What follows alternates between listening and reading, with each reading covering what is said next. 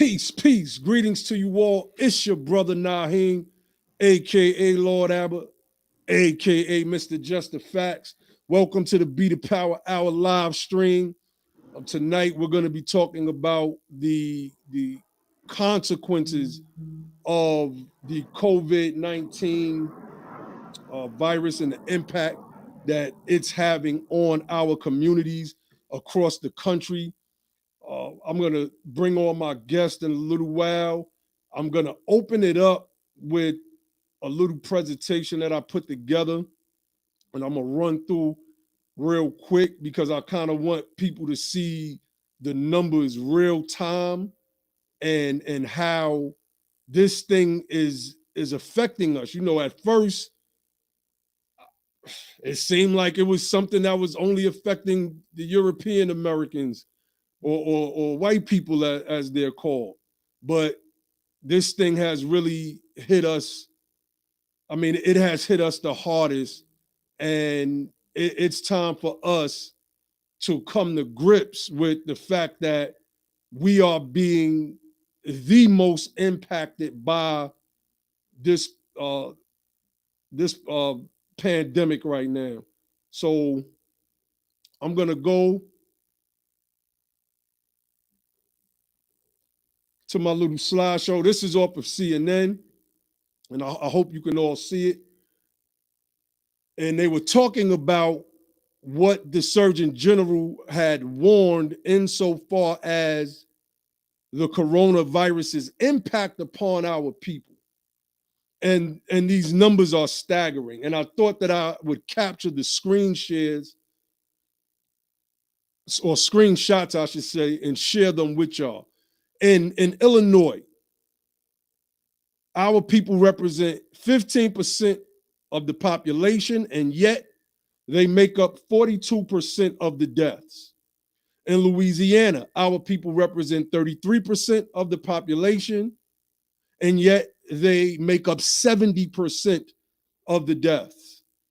In Michigan, we make up 14% of the population, and yet we represent 41% of the deaths. One number I seen showed that Chicago, if you just take Chicago alone, our people represent 70% of the deaths. When we're looking at Louisiana and how bad this particular virus has impacted us, we can see clearly by this graph shown that we only represent 33% of the population, and yet we represent 70% of the death. The Louisiana governor noted that there's a disparity happening with coronavirus deaths. This thing is impacting us hard, and there's a reason why this thing is impacting us the way that it's impacting us.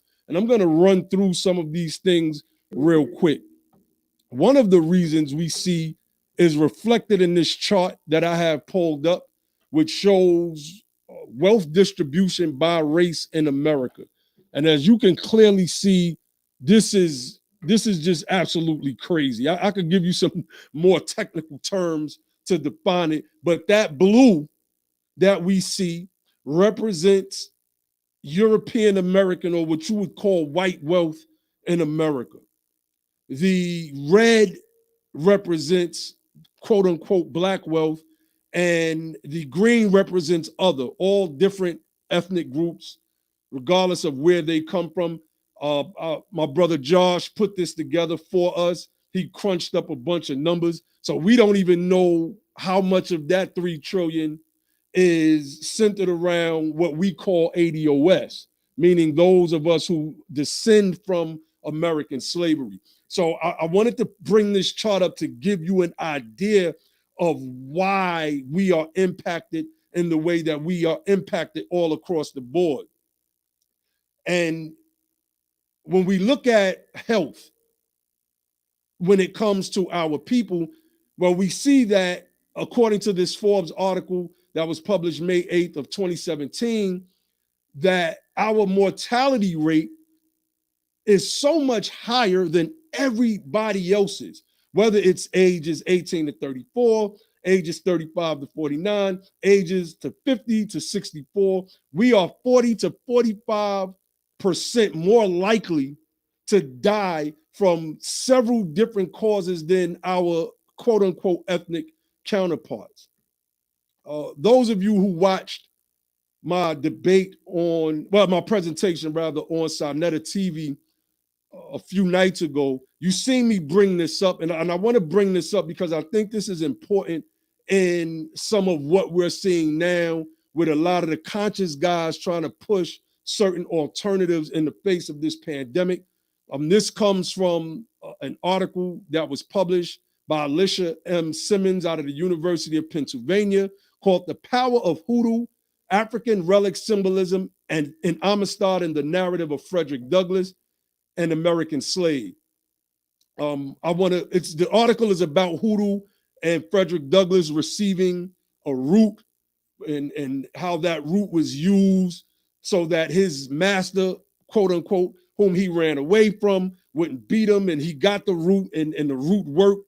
The master, Covey, was a slave breaker, and Frederick Douglass, of course, was skeptical about the root, but he took it and he didn't get the whipping that Covey usually gave to those who ran away. So I want to read from this article real quick because I think it's important to our narrative tonight.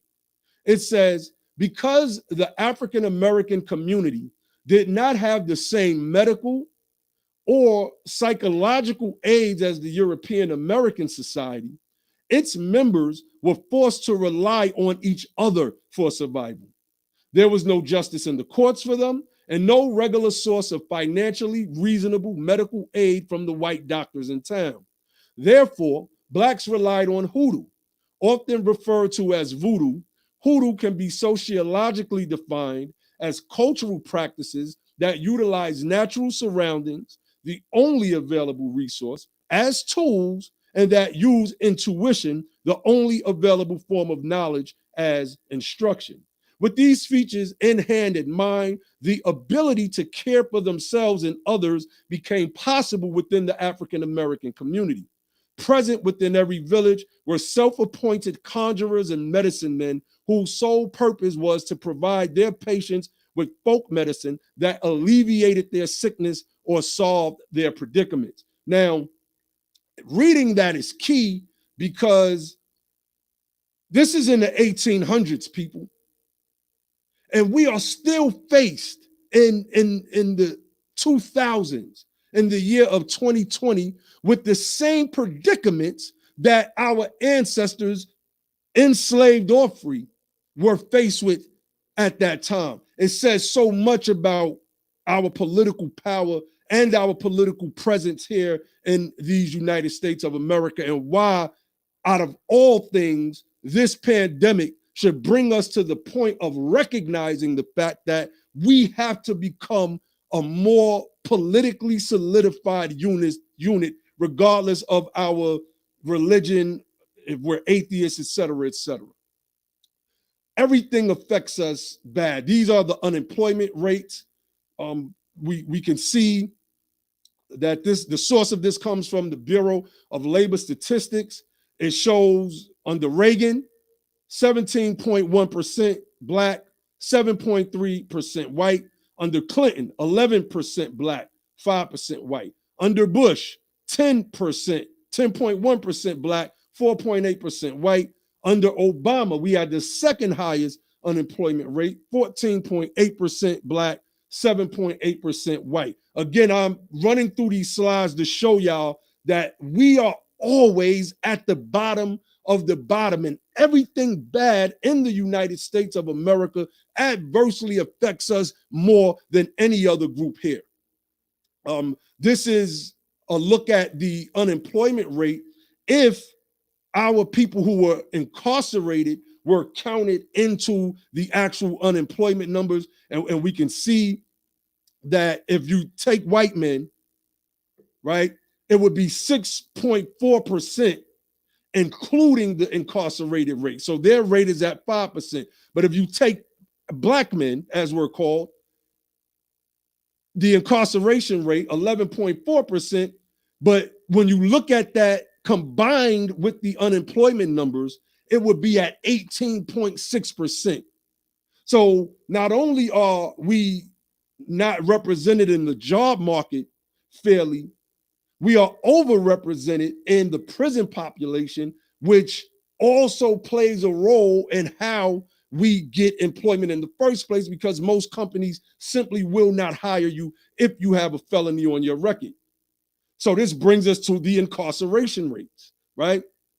And again, the sources are at the screen. I can't see the bottom because I have my screen share on. I think I can hide that part. Yeah, okay. This source is calculated from the Prison Policy Initiative, from the Bureau of Justice Statistics, correctional population in the U.S. 2010, and the U.S. Census 2010. And of course, the 2010 numbers are being used because the census comes every 10 years. After this year, 2020, we'll see what those numbers look like. We don't necessarily have those numbers right now. So we can see that whites represent 380 out of 100,000 people in their group. Latinos, 966 out of 100,000 people. But our people represent 2,207 out of 100,000 people in our group. Again, overrepresentation in everything that is bad. Here are the abortion rates and why our numbers are also declining, and we're not building up an electorate which keeps us stagnant at 12% of the population. You can clearly see that the orange line represents Black, non-Hispanic people. And even at a low number in 2014, we are still largely overrepresented in this area by 9 more percentage points than the closest group, which is the Hispanics. I'm just running through these to give us a glimpse at how we're doing in this nation. And these things are oblivious to us in our everyday lives. Here is the homicide rates. I mean, if you look at the bottom, the very bottom represents European Americans, or whom you call white people. The next line represents all races, and look where that's at. The next line after that represents Hispanics, but then jump all the way to the top. That spotted dotted line represents Black. So in homicides, we are also overrepresented. 20.9% for Blacks, 4.9% for Hispanics, 2.6% for whites, and collectively 5.7% for all other races. This is a travesty, and we have to do something about it. So I'm coming out of that right now. I'm going to stop sharing my screen, and I'm going to bring on my guests so that we can have, let me know if my screen has stopped sharing as well. Brother Where L, are you there? I'm here. Peace. Peace. Has my screen stopped sharing? No, the chart's still up. Okay, hold on. Let me get out of that for whatever reason. Okay, there you go. Okay, boom.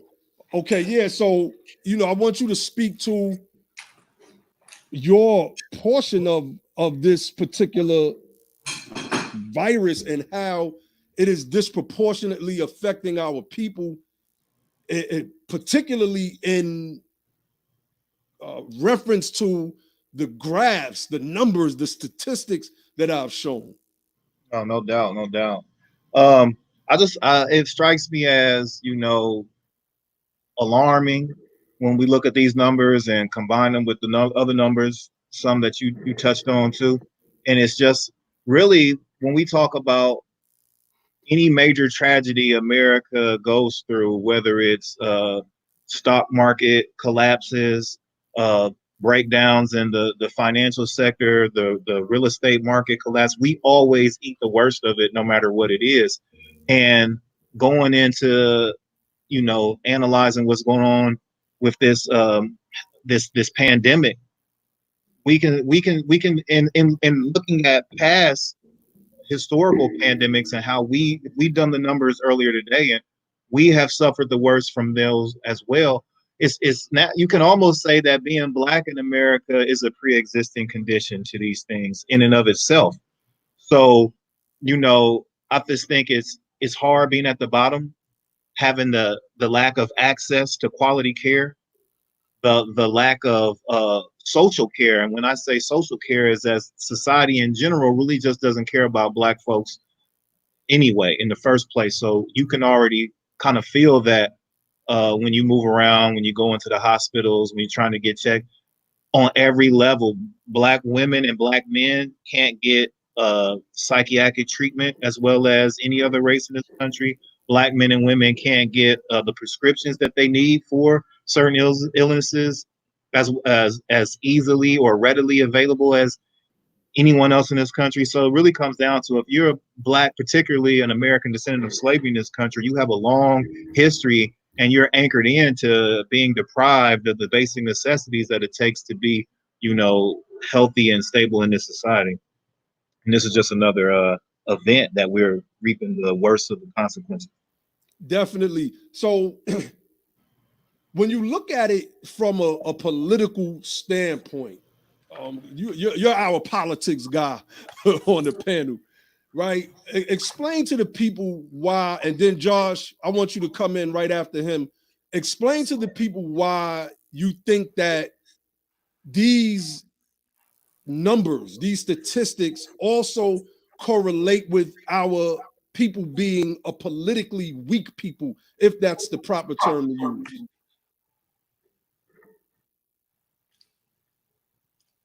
I think Brother Where L has froze up. Brother Josh, jump in and answer that question, if you will, and then go into your presentation.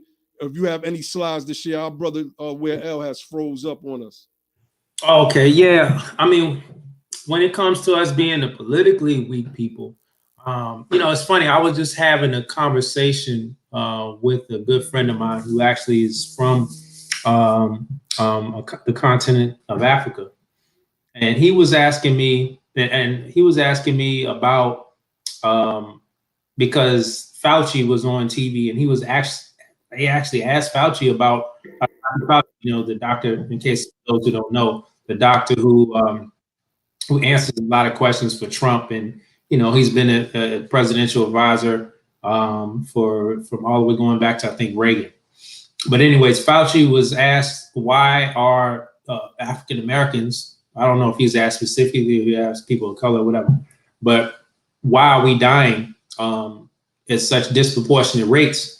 And he actually gave some answers, and I thought this was consistent with the answers that are always given. We're always given like the surface root cause type answer. I mean, the surface type of answer. We have higher pre-existing conditions. We're most likely to have, high blood pressure and type 2 diabetes and these type of things that make us predisposed. What they call comorbidities, I think it's called. However, what's never delved into is the root causes. And Brother Wayel, you did a great job of diving into the root causes. And what I was trying to share with them is, this is a full circle. Like it's the full package that has caused the reason why we're in the position. You look at the lack of wealth. You look at the there's a book called The Color of Money. It's by Mercer Baradaran. And it's funny because we were reading this book as a part of the book club with Yvette Carnell's Breaking Brown, the ADOS group. And in this book, it talked about how, and this is historical.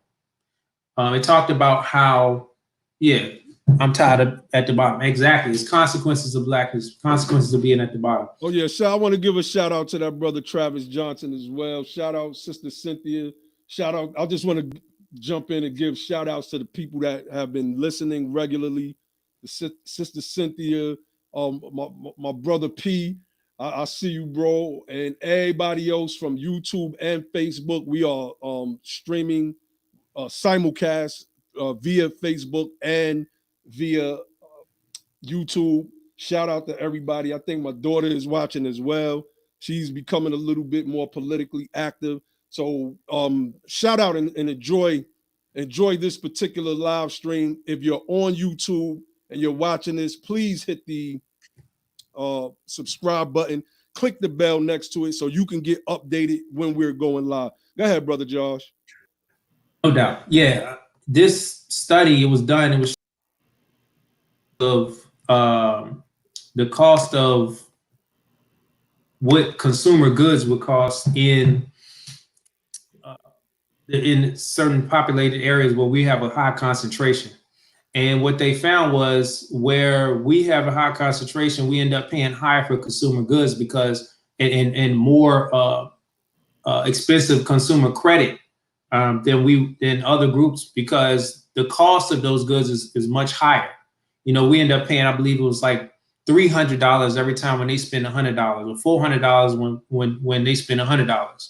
You know, so if you couple that and you break that all the way down through generations, you couple that with you know, being on the front lines. Right now, we're on the front lines. I don't know how many of you guys saw that video Antonio Moore did when he was talking to the guy Chris Smalls, who was a manager. This is not just a regular worker, but this is a manager for Amazon. And he talked about how he walked out, and hundreds of people walked out with him.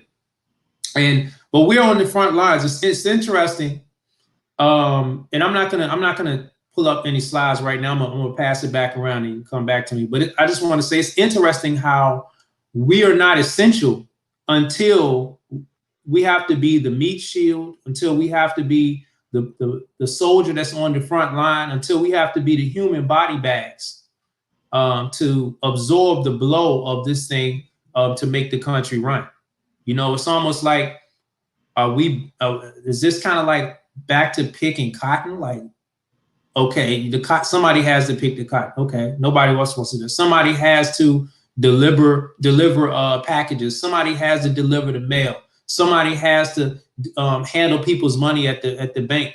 Somebody has to drive the bus. These are all high risk occupations that are necessary for the country to run, but those are the jobs they want us to do. So now we're essential. Essentially, what you're saying is we need you to take the blunt of the blow. We need you to be that buffer so we don't have to get it, so we don't have to get sick. And I think that's the huge consequence of being at the bottom. So I want to pass it back to you. When you come back around, I got some stuff I want to share. All right, definitely. My brother Where L is back in. I want to say real quick, there was an article I was reading earlier today about the immigrants, right? I mean, we care about our people, but there was something that you said that made me think about the undocumented immigrants here in America. And it's like now all of a sudden it's like they are essential now. They're needed to do things that people wouldn't necessarily do in normal society. And they was breaking down how Trump allowed some of these people to stay in these jobs that could have went to us, by the way. We've been here for forever. We've been here since the beginning, since the inception of the country. So, when you said that, it made me think about that and what happened at the end of slavery. A lot of them guys didn't know how to work a field. They had free labor for several generations, or a whole generation and a half, I should say. So they didn't really know how to work fields. And after slavery was over, they still had convict leasing. They still had a host of other things that enriched them while keeping us poor and economically at the bottom. So, brother Where L, you had went out on us early. I don't know if you remember the question. So if you can go in on the political impact and then kind of go into your demonstration. Absolutely. I believe, the political aspect of it is what ties it all together. If we look at how our wealth position connects to our power position, and how politics is only the science of who gets what, when, where, and how, and we can see how we are grossly outplayed and unrepresented in that field, we can see why we have the lack of health care, the lack of health policies targeting our specific group. So this has been since, day one in this country. We have never been given the equal access to anything in this country. And our whole entire goal has been to being able to access all of America like every other citizen. That's what Dr. King was talking about. And people oftentimes confuse segregation with this movement that was about, using the same restroom as white folks and drinking out of the same water fountain. But it was much more bigger than that. And it connects directly to things like we're talking about right now with healthcare, being able to access the quality healthcare that all Americans have. But the political aspect on how they connects to, and how it connects to the wealth aspect and how they've calcified wealth in this country, they've done very similar things, if in equal form, with power.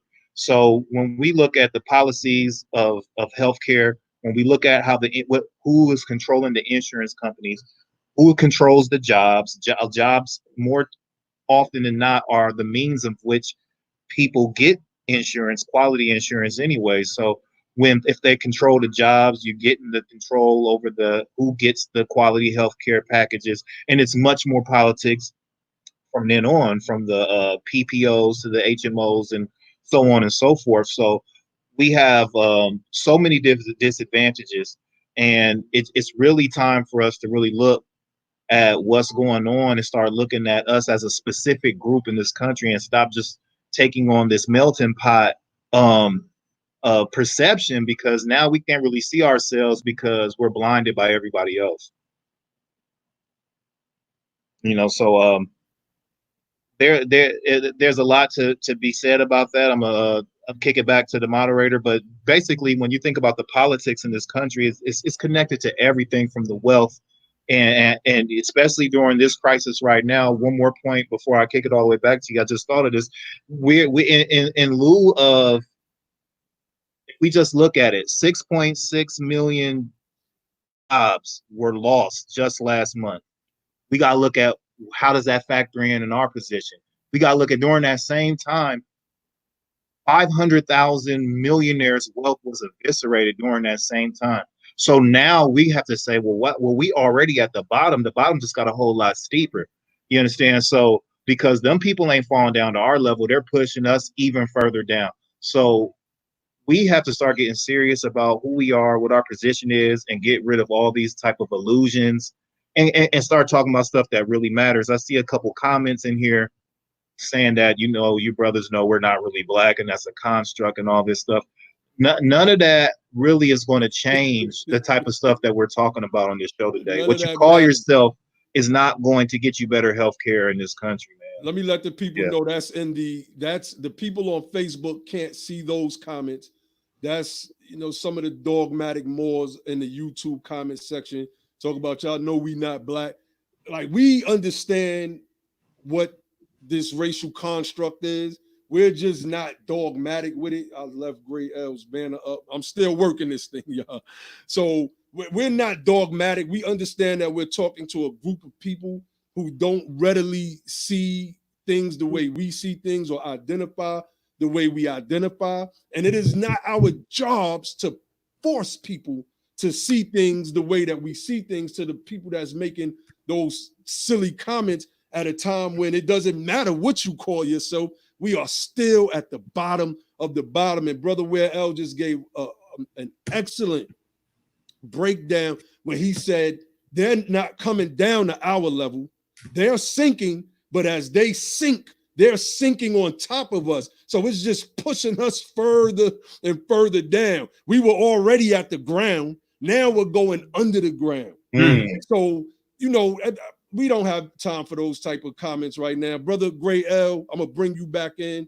I know you wanted to share some slides. And Ware L, if you had any slides to share after Brother Gray L, definitely go in, brother.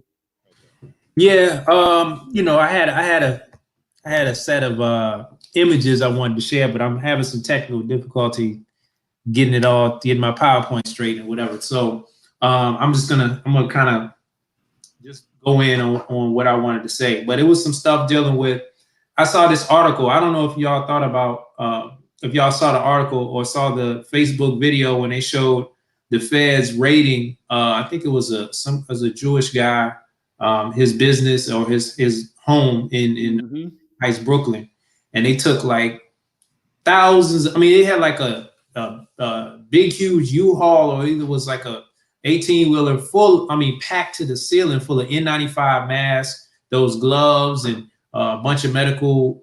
Basically, what do they call it? Personal protective equipment. PPE. Yeah, and so the article came out that the feds said he was marking those products up and selling them to doctors of 700% markup. It was a Jewish man? Yeah, I ain't trying to be, I'm just saying, it's a Jewish dude, right? Yeah, his name okay. was anyway. So they said just in his, a doctor went to buy it from him. He looked in there, he was like, man, and this guy, I guess he called the feds on him, but they said the feds said he had enough supplies in there to buy himself supply a whole hospital. You know? Wow. And I started thinking about that. If it really came down to it, right? Could we pay 700% mark? How many people could afford to pay 700% markup? That's the wholesale price. Excellent question. Imagine if it was like 1,500% markup. How many of us can afford that? And when I'm saying how many can afford it, because I think a lot of times we have a conversation, and we're talking to different people that may be in a different economic position of quote unquote Black folks. Instead of what we don't understand is, and I'm going to bring this up. Actually, I'm going to share my screen right here. Hold up. I'm going to share this statistic right here because it's pertinent to what I'm saying. And let's see here, application. Let me just share my entire screen. So yeah, share. So this right here, this is what I want people to understand. You might be in the top 10% of quote unquote Black wealth. And again, for those people who are Moors who understand, yeah, we understand that Black is a social political construct, but that's the one that they put on us. That's the one we've been using, and we all understand what it means. If you don't understand what Black means, what that means is you're put in a position to undergird the bottom. Facts. What it means is you have to perpetually hold the position that deals with all the consequences of coming out of slavery. So you may be in a position, you may be in the top 10%. So by the way, the bottom 50% of Black households is worth less than $1. That really it's like negative 100 and something billion. And by the way, this was like 2016. This is like when Obama was getting out of office. So things were on the up and up. Imagine what this is now and moving forward when we see the fallout of this thing. But what I want you to also to understand is the consequences of not getting reparations, and when we talk about politics, of maybe not seeing the value of fighting, continue to fight for this thing, but continue to fight for economic inclusion, continue to fight for equality, to continue to fight for a justice claim where we don't have to be Black, because what Black means is being at the bottom. So there's a path to whiteness for pretty much every group that comes to America. And don't get confused with melanin. There's no path to whiteness for Blackness. That's what we got to understand. And let's be more specific. There's no path to whiteness for ADOS people. Those people that descend from slavery, there is no path to whiteness. So you might get to the top 10%, but just understand that the top 10% over here is way different than the top 10%. Let me add real quick too, big, while this chart is up. I just want to jump in real quick because I'm thinking about that number of 500,000 millionaires. Was it? I believe that number was that lost wealth, right? And when you look at this particular chart and it's showing Black wealth in the top 10% amongst our people, imagine how hard that percentile got hit with the drop of that 500,000 millionaire decrease in wealth. So, you know, this thing is really, really serious. And at the end of the day, I mean, I don't know what undergirds the people that's in this particular percentile, right? Because European America or white America, they have something as a backup. They've always had a backup. Dr. King always spoke about them having that backup when he spoke about undergirding European peasants and mechanizing their farms so they could create the people that we see today.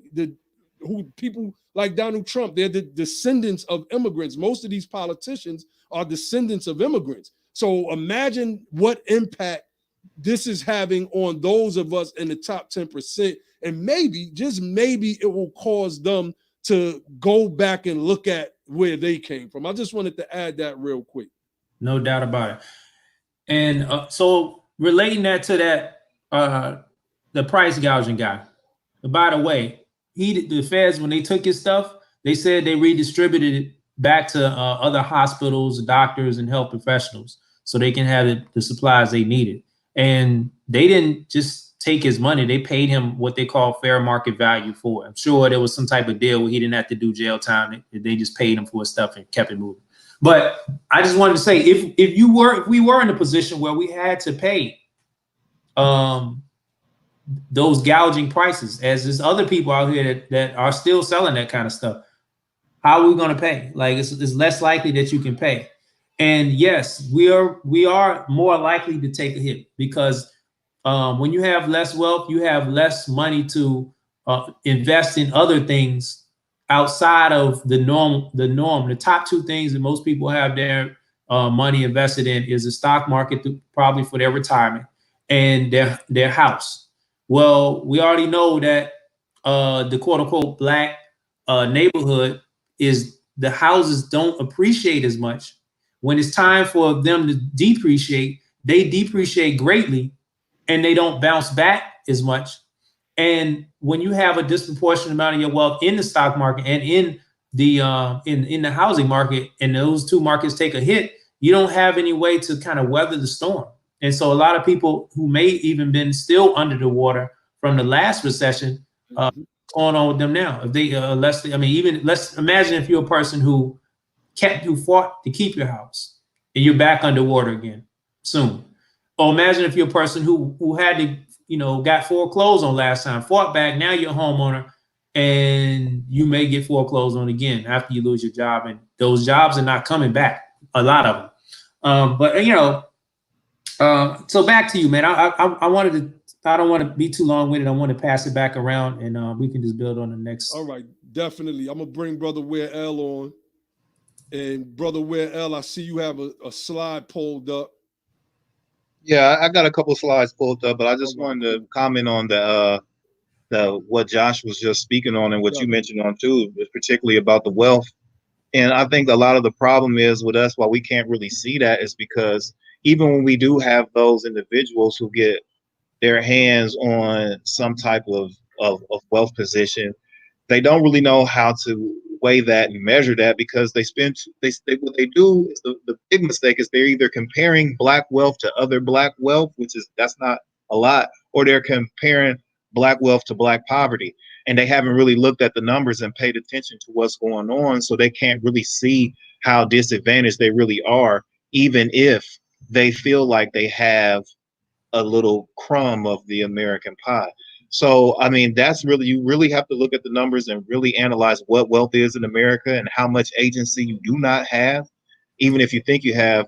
I believe Tone was talking about in his show the other day that even like the NBA players are struggling.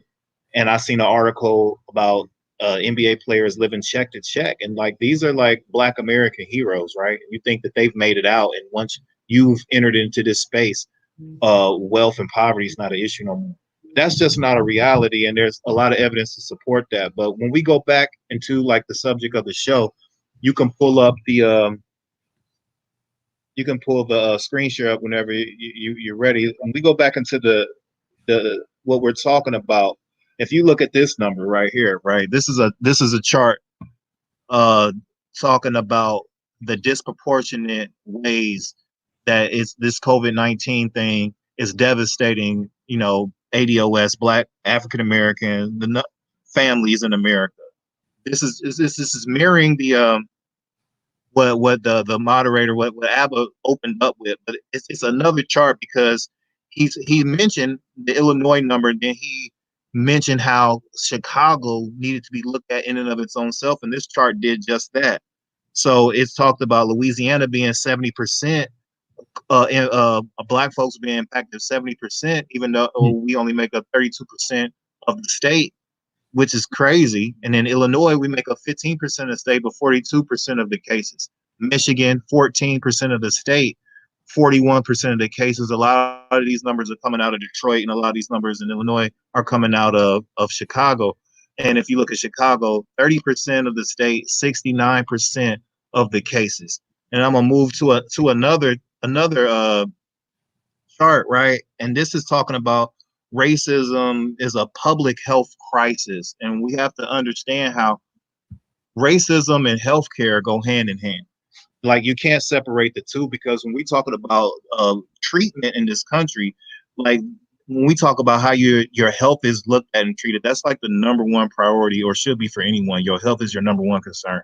And we've been not only locked out of wealth, but we've been locked out of quality health in America ever since we built the country. So from the food that they poured into public schools and gave us access to the quality health care that they give, and the education portion of it as well, the quality health education that they have historically taught us in public schools. And even as we moved on to higher education, they've given us unrealistic standards to achieve and standards to go by. And now we're just seeing all of the consequences of that manifest themselves, especially in times of tragedy like this. So I wanted to just say, like with this, if you look how they're reporting county by county here, it's really a sad chart, because basically what we're looking at is a chart of death. And all this blue that you see is us. All this blue that you see is us. And the numbers are being reported by zip code, right? So that's what this chart is showing, the different zip codes. And give me 1 second, I'm trying to find something real quick. And while you're looking for that, I just want to say that when I was watching this clip on CNN earlier, they said some states are neglecting to take these numbers, right? They're refusing to take the numbers by ethnic designation. They just like everybody dying. And I think those states are doing a disservice to us, but we all know that it's politics, and at the end of the day, politics is power. It is the mainspring of American society. yeah, so basically, like, this map is the map of deaths is even more damning than the map of cases, because cases are inaccurate measures because so few people have been tested. And like the access to testing is something I also want to highlight in this particular discussion. When you think about how we're prioritizing this country, and like the fight for getting tests in this country has been publicized. Why?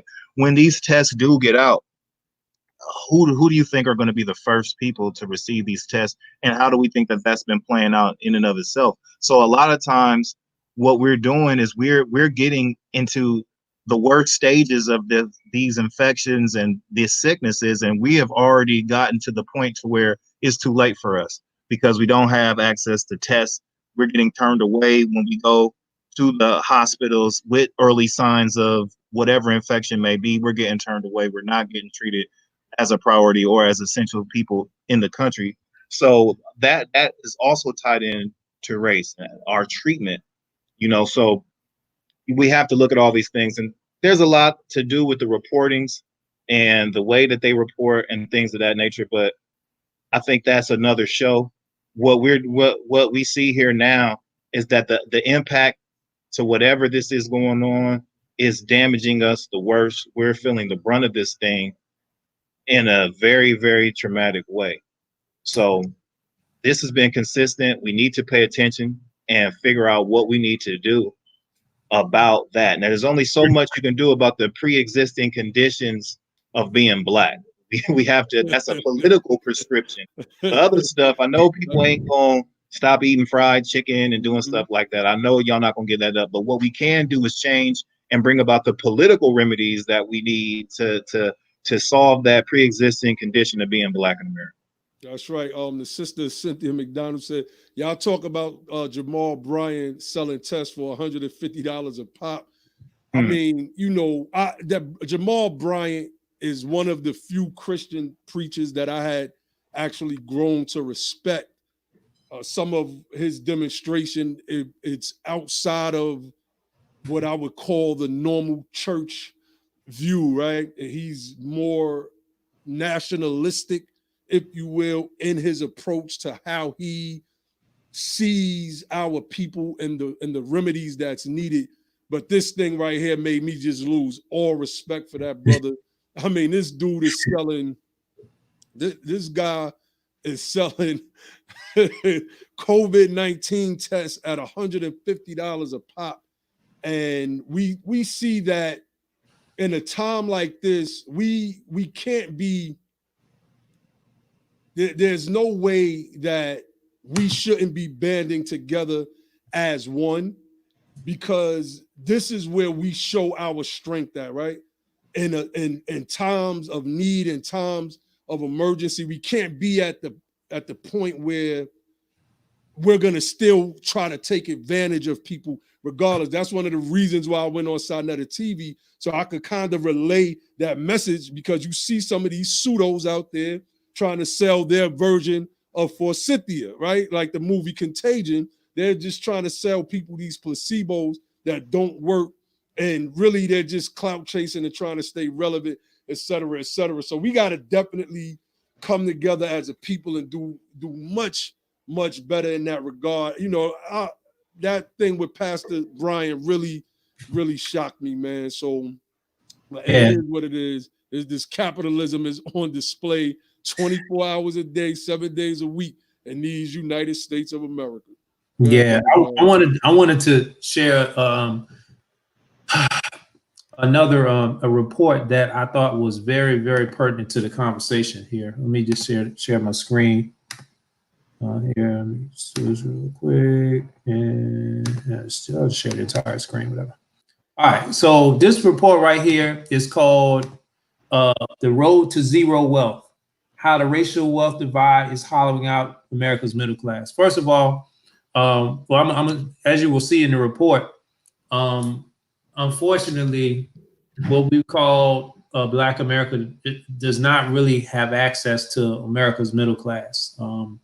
You know, I believe it's only it's in between 10 to 16% of the quote unquote Black population has access the American middle class wealth.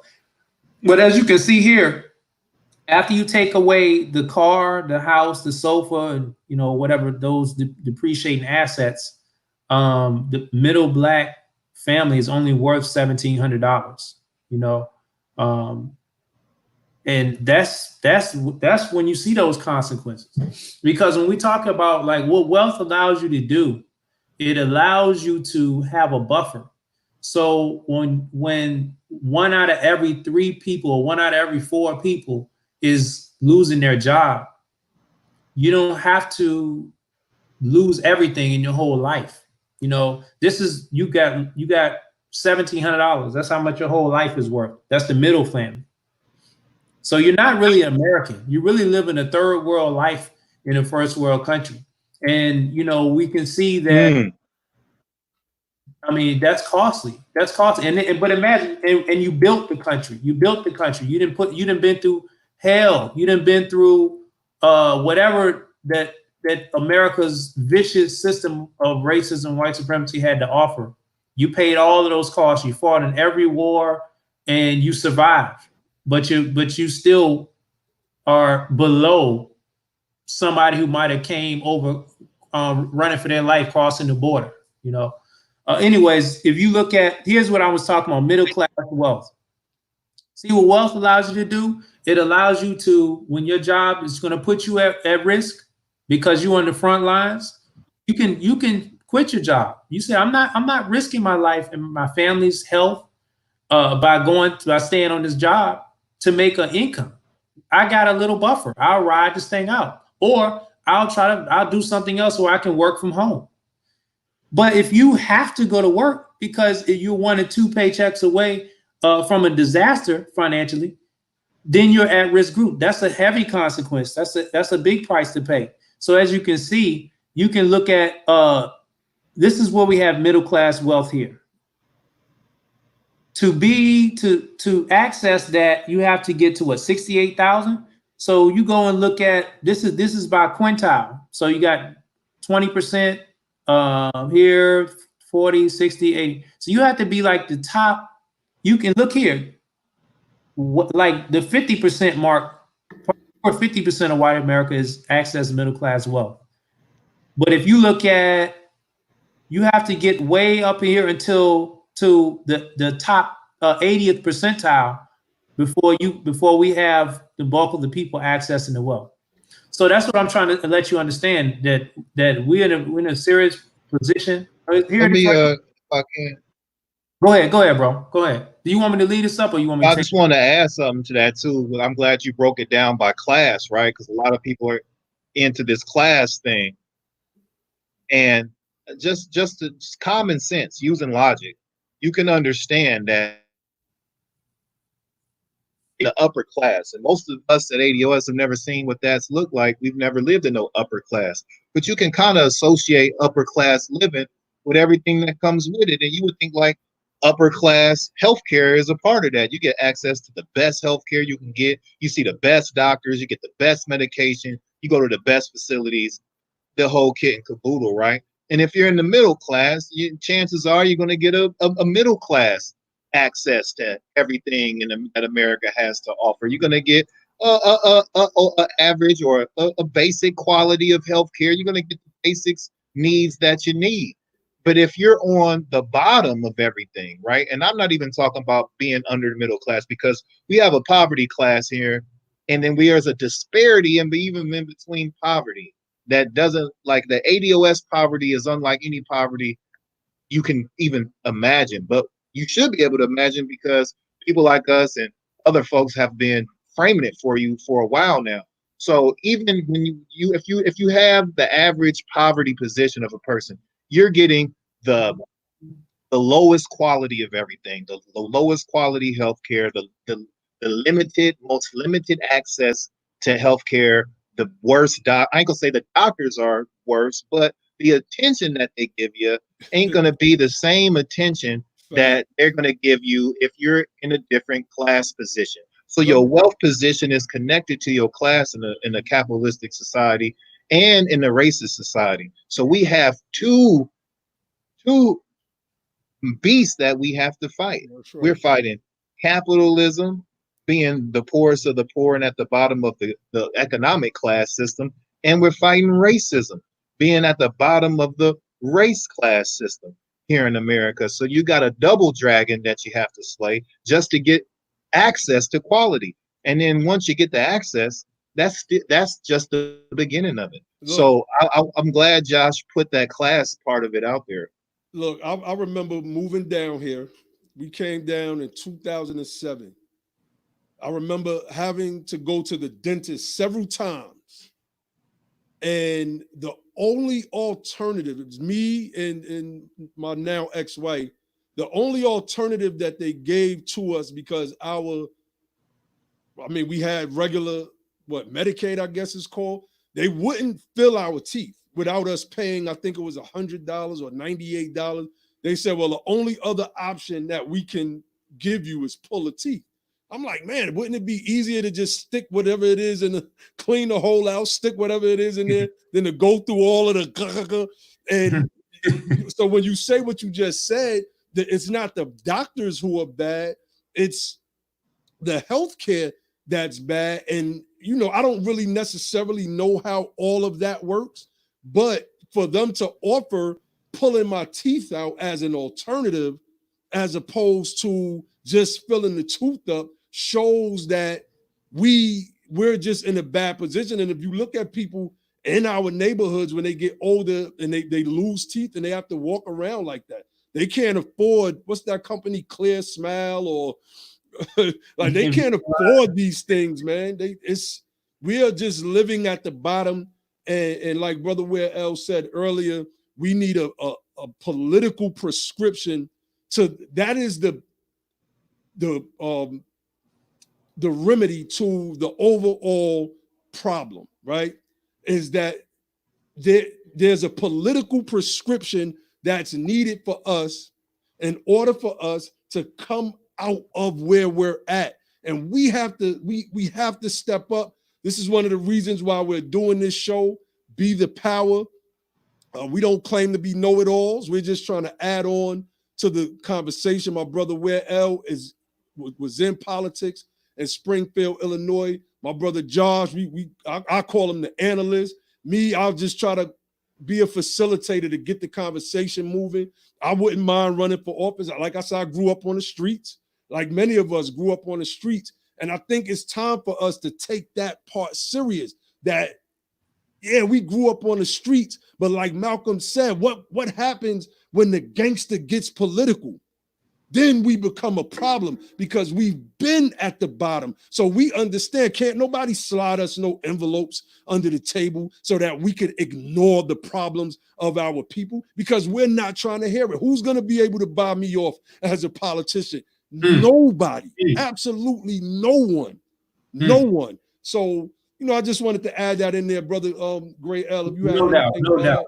Man, that's a great point. That's a great point because, as we start to highlight the problems and we talking about the consequences of essentially being at the bottom, there's a natural feeling for people to say, well, what are the solutions? What are the solutions? Well, first, before we can't even talk about the next move of solutions until we get enough. See, it doesn't even matter if you have the solution. You have to get enough people aware and pissed off and pushing behind this awareness. So then when you propose a solution, you have a lot of wind behind your back pushing you. You can have the nicest boat in the ocean, but if you're not in that current and if you don't have no wind on your sail, you're just going to be dead in the water going nowhere. And I think that's what happens. So we need a whole lot of our people to catch wind of what we're saying so they can get involved in the fight. So then when people start to want to push solutions, they have to, just to break the numbers down in politics, with 25% of the Democratic Party voting electorate, Joe Biden offered 0 and he got the nomination. That tells you right there, there's no significant amount of our people that have been putting pressure on the system to demand an agenda, demand reparations. So you're seeing the consequence of that failure of politics right now. You're seeing the consequences of that abdication in politics for decades. And I understand people got killed. King got killed. Martin got killed. Other people ran off. Other people got destroyed. But at some point we have to pick it. We have to pick it back up because, and I'm gonna just bring this share back real quick. And a lot of us, we're echoing what you hear from Antonio Moore and Yvette Carnell. And, they kind of sparked this renewed what's the word I'm looking for? This renewed emphasis. Okay. And yeah, it's not about necessarily parroting them or following behind individual personalities. It's about like everybody need to be saying the same message. Everybody need to be saying the same message. And let me bring up what I'm talking about, because another thing that I hear and what Dr. Fauci was saying, he didn't say it explicitly, but when you say that, oh, well, the reason why that African Americans are getting disproportionately affected and dying from this COVID-19 is because they have underlying health issues already. And what that's kind of alluding to is maybe they didn't take good care of their health. Maybe they had bad health habits. Maybe they're let me just share this real quick. Maybe it's their own doing. Okay, but then we already understand how the correlation of lack of being at the bottom is it's all kind of stuff that come with that. So then, but when you think about people are in a bad health situation and not having any wealth and that being by their own doing, we also have to look at, why are we the only group? Why is that consistent around the whole entire country? You know, if it was one pocket of people in one town based on one cultural thing, that would be one thing. But when it's all around the country, look at New Orleans, look at New York City, look at Chicago, Detroit, the cities where we have the highest concentration of people. They're all the cities where it's the high, especially highest concentration of poverty. And Georgia's coming right around. A lot of these other cities coming around. Those are the cities you see the highest numbers, the highest death rates. But let's also look at, you know, what have we been given to make amends for the damage that the government caused? So not only did we get hit with redlining, not only did we get hit with when we tried to do for self and uplift, they burnt the businesses down, they did pass all kind of laws, discriminate, they lynched, all this kind of stuff. But it's not only what they took away, is what they gave everybody else and excluded us out of. So as you can see here, going all the way back to emancipation, we got the 13th and 14th Amendment, we got the Freedmen's Bureau, which the Freedmen's Bank, which they stole all the wealth that we put in there. That destroyed our trust in government. But then you look over here, okay, land grants to colonists, gold rush claims, open doors to European immigration, Naturalization Act, Homestead Act, where they giving away land in millions, or what we would equate to today is billions and trillions, and all of these things that were given away. And you got to understand that there's a cost to that. You know, there's a cost that comes with being locked out and being oppressed at the same time. So it's not like, okay, well, they gave stuff away to other people and then they locked us. I mean, and they left us alone. No, they were lynching, burning businesses, just denying voting rights. They were doing all this type of stuff while they were locking us out and giving stuff away to everybody else. So that's one of the things that I just wanted to share real quick. Definitely. Let me say real quick, because it's an important message that Sister Mauricia Chalmers put in the chat that I want to read. Yeah. Put it on the screen. I think that is a powerful message. Absolutely. She says, I'm not sure if this subject has been touched on, but we need to let our people know, please, please, please, if you are receiving some kind of unemployment or may even still be employed, pay your bills or at least pay on them. Don't be foolish and not pay anything. You will be in a serious, serious, horrible situation. And that is just such great advice, because, you know, these people don't care if there's a pandemic going on. They're going to let those bills pile up on you. And when you can't pay it, they're going to still cut your water off, cut your electric off, go to court to have you evicted if you can't pay. So stay up on your bills, people, if you can. Like the sister said, if you're receiving unemployment or if you're still employed, please keep up with your bills. I think that's a very important message. Brother Will, you have something you wanted to add? Oh yeah, that's definitely where I was going with it too. I saw that message, and I definitely wanted to say, once this thing gets we get a hold of this corona or this COVID-19 thing, the economic problems are still going to be there, and they're going to be even worse for a lot of people. And that's going to be the real epidemic for us to deal with, this economic epidemic that we've been living in since we built the country. And it's going to even be worse after we get the economy back opened up and back rolling out, and people are going to have to start recovering from them debts. And I think that's what, you know, she was trying to hit home too. These people are going to want their money.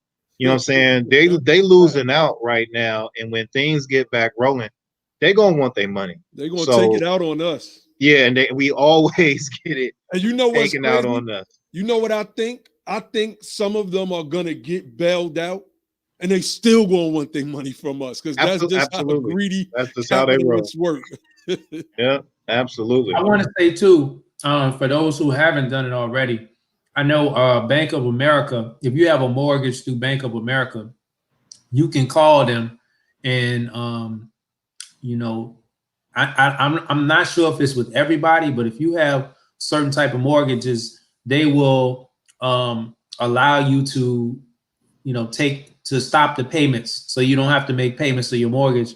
And what they'll do, you have to call them like 2 or 3 days before your mortgage is due, and it's not a whole lot of paperwork. You just tell them your situation, and they'll put your mortgage payment to the back of the loan for that particular month. They'll give you up to, I think right now they're doing it like for 3 months, and then but you have to call them every month and let them know. So for those who don't know, if you got a mortgage through Bank of America, or if you have a mortgage through some other lender, I don't know about other lenders. I think Citi, they're doing that, but call your lender and they should have a program if you haven't done it already. And you don't have to have lost your job. Just even through uncertainty, they're not even really asking a whole lot of questions. They're just saying, "Hey, are you fearful of what's going to happen?" And then they'll let you slide on the mortgage. They push it to the back of your loan. So I just wanted to share that piece of information for anybody out there. You might be thinking, "Man, I don't know, I might lose my job. If I spend this money on this mortgage, I might not be able to buy food or buy whatever." Nah, call them up, tell them that, you got uncertainty, or you at a high risk of losing your job or getting your hours cut, and then they'll move it to the back. Definitely, that's excellent advice. You wanted to say anything to that, Will? Yeah, when hopefully we can follow up with another show that's talking about hitting this political thing, head on, because that's what, hopefully we able to do a lot of education on with this particular show. And what I really want to say, when we talking about politics, everybody always thinks president, and what I'm talking about when we talk about be the power, what I really want people to get, at least from me anyway, is there's power in your local government, okay? There's access and proximity to your local government. So when we talk about this political thing, the name of this show is Be the Power. We're not talking about fighting the power and saying forget the government. We're not going to have our ancestors build this country and then say we ain't going to participate in politics or this ain't our government. That just don't make no sense. That's a loser's strategy, okay? So we're trying to come up with a winning strategy, and that has to start local, because our proximity to our representatives and to the people we know that live next to us in our community, and our ability to build a winning coalition is greater in our own backyard. So we can get into a deeper and a more broader conversation on that in programs to come. But that's the message I want to give to folks for that. And that's excellent. And I think that should be our next show. I think we should touch on do for selfism and political. I don't know if those, I don't know how we would weave that in. And so, well, I guess we could, because it's still a political education. And I think that should be our Thursday show, tackling this idea of do for self and how this is an outdated idea. From my perspective, when Reagan comes in and starts the Reaganomics, the free market capitalistic system, things begin to change, and do for selfism, it doesn't bode well for us, right? And we'll be able to show some numbers to prove that, because from my vantage point and my research, it got to the point where if you didn't have a large company, it was very hard for you to acquire the wealth needed to pass along generational wealth. So, that's something that we could get into and dig in depth on, because I really think that it needs to be addressed. There's a lot of guys in what's called the conscious community. I don't care if they call themselves Moors, Nation of Islam, Black Muslims, the Hotep crew, whoever. A lot of them have no real idea of what happened economically in this nation and why capitalism. King said in the 50s that capitalism was dead, basically, and that we needed something to replace it. So now it's time for us to start looking at that and understanding socialism from our perspective. That's my perspective, would be the Hubert Harrison perspective of socialism. That's a brother from the early 1900s who really sparks the political revolution He's the mentor to Marcus Garvey, etc. I'll get into him another time. I'm actually going to try to have the author of a book on his life come on our show so that we can interview him as well. But I think we really need to start looking at politics and our wealth positionality and this idea of do for selferism through a critical lens, analyze it, break it down, and basically destroy it. I think the do for self thing in the way that it's being pumped has to be destroyed. I posted an article earlier about Jews in Brooklyn, and it was a brother posted it up on Twitter, and the cops was trying to get them to move because of the social distancing rules, and these Jews wouldn't move at all. And the brother's caption to that video, that article was telling, it was a video, it was telling, and then he posted an article about how the Jews were subsidized by New York, and they've basically been a fixture in New York politics for years. They vote a certain way because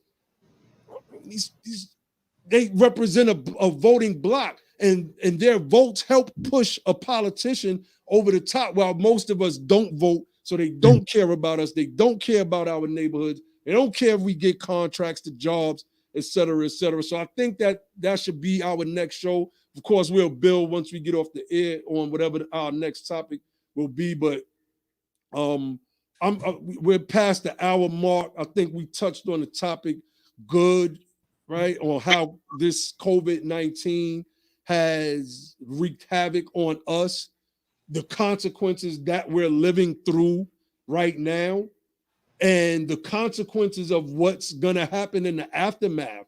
I don't think that our people are looking at that from that perspective. Where do we go from here? Right? We are already in a horrible position, but now we're about to go through some sugar honey iced tea. Y'all know I don't curse. Brother Josh, the brother Where L, y'all can take us out. Yeah, I just wanted to say a couple things on the politics, and I'm gonna share again. Wait, real quick, brother. Brother Travis says something so vital. I was thinking about this earlier, and I'm so glad he said this. He said, fill out I wanted to speak on this on the show, but I just forgot. He said, fill out the U.S. Census and put in other descendants. I mean, that's his idea on that. But those funds need to come to our group. And I understand where he's going with that, but I think I filled out the census, and the census does make a determination between African American or Jamaicans, et cetera, et cetera. But I want to say this: it is vital that we fill out the census form. This is how the funds get dispersed into the cities by the federal government. They give the monies to the states, then the states disperse the money, and a lot of it is based on the census. Many of us ignore the census. We don't see no value in it. We don't see no value in it because we don't understand it. We don't understand it because most of us have either ignored a political education or really just never got one. We see no benefit to it in our lives. So please fill out the census. No doubt. Yeah, so I was just going to say on the political note, I'm going to share my screen again. This is an example. If you're trying to figure out, like, what do we do? They already decided who's going to be the nominee for Democrats, and it's going to be between Trump and Biden, and neither one of them. Like, this is an example of something you can do, and we need to do this as well. Let me go here. It's a brother named Chris Lodson. He's out of California, I think, like Sacramento area, and you can write your local, your congressman. You can write your congressman because they're giving away trillions of dollars. There's a $10 to $17 trillion debt that's owed from America to those people who descend from slavery called reparations. That's what we call reparations. But that wealth gap, reparations is centered around closing the racial wealth gap. Understand, we've been asking for reparations for hundreds of years, and in a matter of weeks, as soon as the rest of America, you can say white America, but as soon as the rest of America just had the fear of the inkling of they may have to actually live in a position where that resembles what we've been dealing with. They cut checks for trillions of dollars to huge corporations and to individuals. What about our reparations? So, and then if you think about who's going to actually receive the bulk of those funds, it's definitely not. It's a lot of workarounds that kind of worked us out of that equation. So, what if your congressperson is, signing on to that legislation, signing on to improving how the funds being allocated in that way, then doesn't it make sense for you to demand from your congressperson to include you? Especially when, like, if somebody owes you money and somebody else gets in a bad situation, well, if they get in a bad situation, that doesn't discount the fact that they owe you money. They still need to pay you. Just because it's a crisis doesn't mean that debt is not owed. And so this is just an example of something we can write. You can write I'm not gonna read it here, but you can pretty much read this and get the gist of it. Just a real quick, another thing, when people want to have an opinion on this, try not to have an uneducated opinion. Try to have an educated, informed opinion. So many things we can study, like something that happened 10,000 years ago, 5,000 years ago. We can debate all different type of things that don't really necessarily have a tangible impact on our position today. Why don't we just start studying stuff that happened like 50 years ago, 30 years ago, 10 years ago, 100 years ago in America to your people, and injustices to America. So then you can have an informed conversation, and then you'll see what we're talking about. So I would recommend everybody get this book right here, The Color of Money, Black Banks and the Racial Wealth Gap. I mean, we'll be suggesting other books throughout, in other podcasts, but I just wanted to, and, just to kind of, in closing, I just wanted to break down, I just wanted to share something real quick. This thing is spreading and it's getting the lowest hanging fruits. This is a rehab center in Henrico County, Virginia, that 90 residents tested positive for the coronavirus. And this is like in a 2-week time frame, it went from like 3 people dead to 16 people dead, and from like 20 something people infected to just maybe a week later, it was like 90 something people infected. And I lost a close family member in this outbreak. So I'm just saying, yeah, it's getting us, it's getting the low hanging fruits, but we're more than risk, yeah. But there's a reason why. There's a cost paid, and that's the reason why we're at risk. So I want to end with that and give it over to my brother Where. Definitely.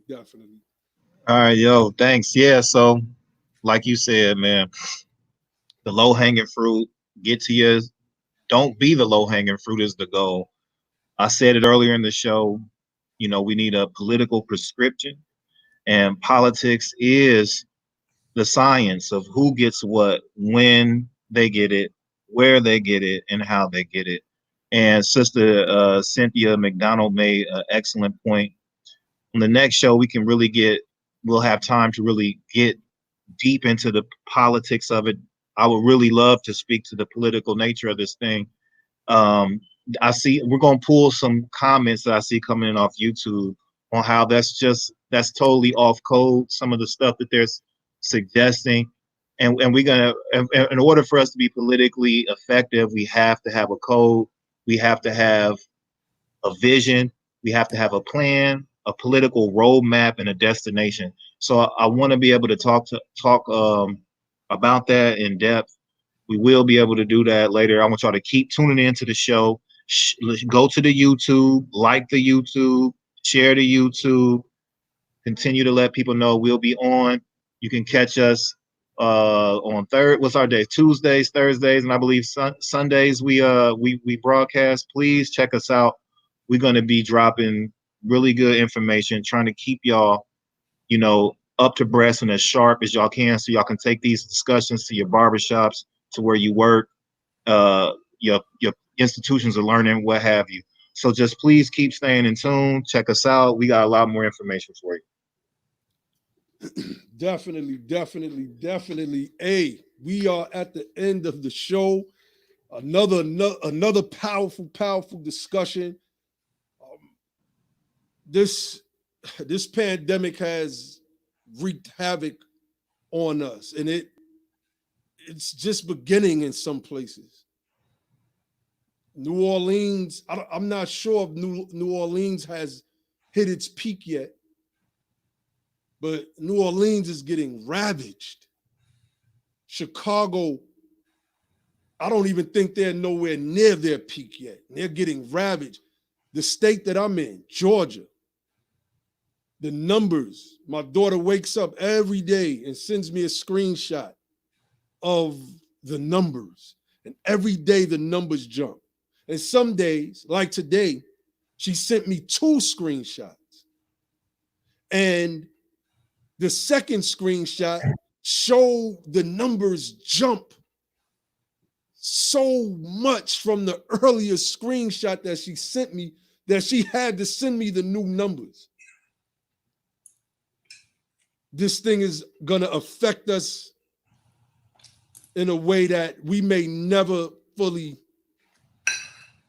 recover, particularly if we let things continue the way that they've been going.